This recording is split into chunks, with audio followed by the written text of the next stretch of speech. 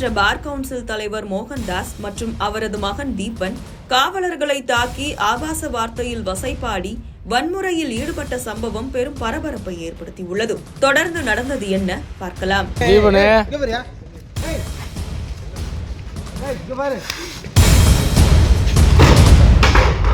திருச்சி மணப்பாறை நீதிமன்ற பார் கவுன்சிலின் தலைவராக மோகன்தாஸ் என்பவர் இருந்து வருகிறார். பிப்ரவரி 15ஆம் தேதி இரவு சுமார் 9 மணி அளவில் குளித்தலை பிரிவு ரோடு அருகே உள்ள டீ கடை முன்பு வழக்கறிஞர் மோகன்தாஸ் மற்றும் அவரது மகன் தீபன் ஆகியோர் அசிங்கமாக பேசி மூடியிருந்த டீ கடையின் மீது கற்கள் மற்றும் கட்டைகளை வீசி பொருட்களை சேதப்படுத்திக் கொண்டிருந்தனர்.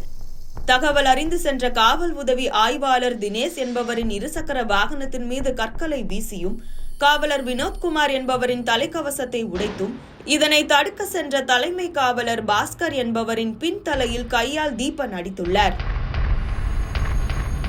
உதவி ஆய்வாளர் காவலர்கள் எவ்வளவோ கூறியும் தடுத்தும் அதையும் மீறி மேல் சட்டை இல்லாமல் தொடர்ந்து கற்களை வீசி ரகளையில் ஈடுபட்டனர்.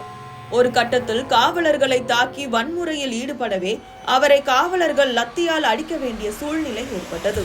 இந்த காட்சிகள் தற்பொழுது வெளியாகியுள்ளது. வழக்கறிஞர் சங்க தலைவர் மகன் ரகளையில் ஈடுபட்டு ஆபாசமாக பேசி அநாகரிகமாக நடந்து கொண்டதை அடுத்து மோகன்தாஸ் மகன் தீபன் மீது வழக்கு பதிவு செய்து போலீசார் கைது செய்துள்ளனர்.